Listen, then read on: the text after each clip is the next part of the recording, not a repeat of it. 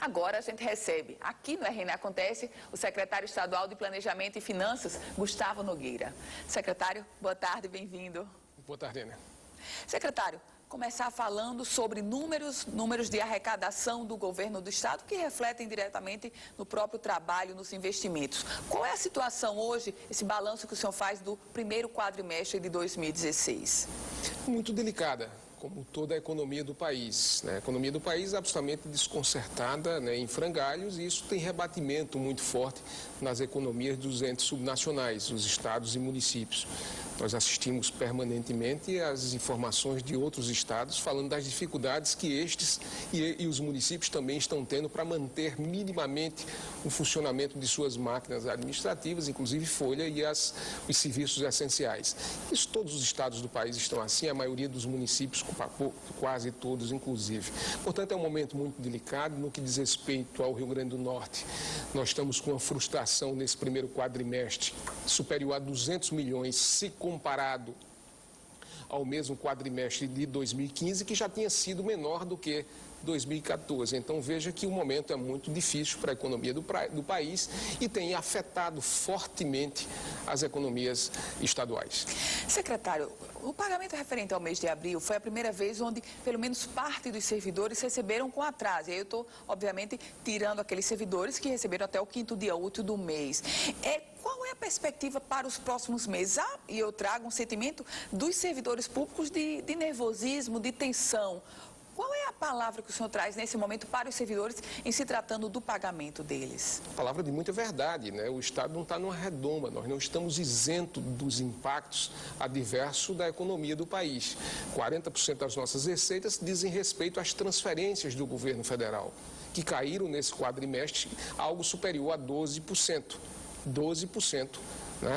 Então é um número bastante elevado sobre os quais nós não temos gerência sobre eles. E se a economia do país estar ofegante na UTI, não é de se imaginar que aqui do Rio Grande do Norte e do Nordeste do Brasil também não esteja cansado. Nós estamos, por exemplo, com taxas de desemprego no país beirando a casa de 11%. Mais de 1.600.000 pessoas foram desempregadas nos últimos 12 meses no país. Então, isso é o desaquecimento muito forte da economia.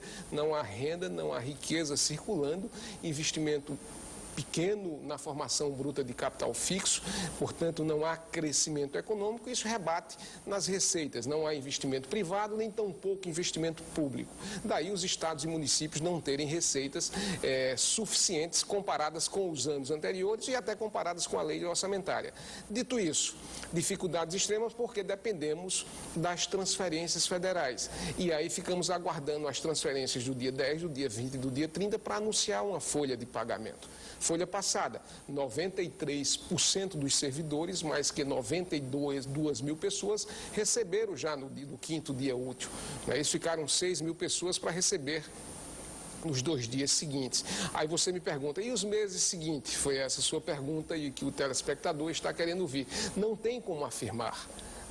O cenário é muito negro ainda, muito nebuloso. Você não tem um descortinar da economia do país ainda visível. Essa mudança que ora ocorre, ela não é uma tomada, não é um interruptor que você liga e desliga e a economia volta a pulsar novamente. Não, isso demora um tempo. Se as medidas corretas vierem a ser tomadas, porque senão nós continuaremos nessa curva de desaquecimento brutal, nunca visto na história recente do país. Talvez a década de 30 teve-se uma economia tão desconcertada como a atual. Portanto, não dá para afirmar ainda as datas, como eu tenho sempre dito, de forma muito verdadeira para os servidores e para a sociedade como um todo, porque dependemos, sobretudo, da economia do país e do Rio Grande do Norte. Secretário, o senhor falou aí de uma arrecadação que caiu cerca de 200 milhões de reais. Como compensar? O ajuste fiscal que foi implementado a partir de fevereiro, ele de alguma forma trouxe uma compensação e até que ponto, secretário? Verdade. Só para você ter ideia, se compararmos também com o quadrimestre passado, nós já reduzimos em quase 26% o nosso custeio, em 15% o investimento. Mas isso é bom? Não. Não é bom porque o poder estatal, o Estado, os municípios não estão mais custeando suas máquinas nem fazendo investimento. Então, olha que o país caminha numa espiral invertida que está sem querer terminar. Então, a redução está sendo feita, a contenção do gasto está sendo feita, mas você não pode suprimir e deixar de que o Estado minimamente funcione. Então, estamos fazendo hoje, do 10º dos poderes, fazendo transferências aos municípios, dívida e folha. E minimamente um custeio para a saúde, segurança e educação. Isso é como está funcionando e isso é uma verdade que tem que ser dita e tem que ser discutida e compreendida por todo o país, por todo o Estado, por todas as pessoas que fazem. Porque não é exclusivo do Rio Grande do Norte isso. Isso é um problema de Brasil. Talvez uma crise tão grave quanto essa só na década de 30. E aí a nossa expectativa é que as coisas possam retomar, mas sem nenhuma ilusão de que essas coisas retomam da noite por dia e só retomarão se também fizer-se as escolhas corretas. Secretário, o governo do estado, ele fez há alguns meses o saque do fundo previdenciário. Saque este não está sendo mais feito, até porque os recursos que ainda restam lá não podem ser sacados, já que estão investidos. Preocupa mais a situação dos servidores inativos e dos pensionistas, secretário, já que esse fundo não pode mais, o Estado não pode mais dispor desse fundo? Preocupa a questão do Estado como um todo, não dos inativos e pensionistas. Servidores inativos e pensionistas são aqueles que merecem, inclusive, toda a nossa atenção, o nosso respeito, a nossa admiração. Tanto é assim que o governador trouxe-os para receber no primeiro dia. Então, são servidores públicos, só não estão na atividade. Então, não é só a questão dos servidores inativos, são servidores ativos, mas são as contas públicas do Brasil que estão absolutamente desconcertadas, primeiro porque existe um desequilíbrio muito forte e um déficit previdenciário no país muito elevado e também aqui no Rio Grande do Norte. Nós temos um déficit que beira a casa de 90 milhões mês, às vezes 92, 95, 89, 90. Então esse é um déficit que o Tesouro cobre além dos 11% do servidor e dos 22% da patronal. Então, o problema previdenciário é um problema de país que precisa urgentemente ser enfrentado. Nós temos uma das previdências mais generosas do mundo e precisamos tratar essa matéria com muito rigor, com muita correção, a partir de agora, para os servidores que vierem ingressar ao serviço público do país. O governo do estado já enviou um projeto de previdência complementar para a Assembleia Legislativa. O que traz exatamente esse projeto? Esse projeto hoje está na Assembleia Legislativa desde abril do ano passado.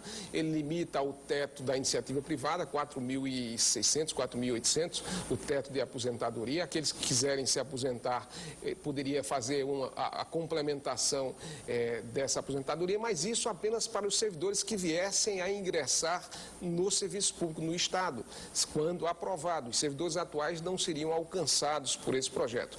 A Previdência Complementar já existe em todo o serviço público federal, 7 estados já adotam a Previdência Complementar. Estamos na expectativa de que a Assembleia possa debater e enriquecer esse tema, porque é fundamental para o equilíbrio fiscal do Rio Grande do Norte.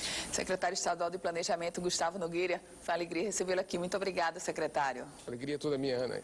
Muito obrigada. Se você quiser rever essa entrevista completa, é só acessar www.politicaemfoco.com, um site especializado na política do Rio Grande do Norte e do Brasil. O RN Acontece vai ficando por aqui.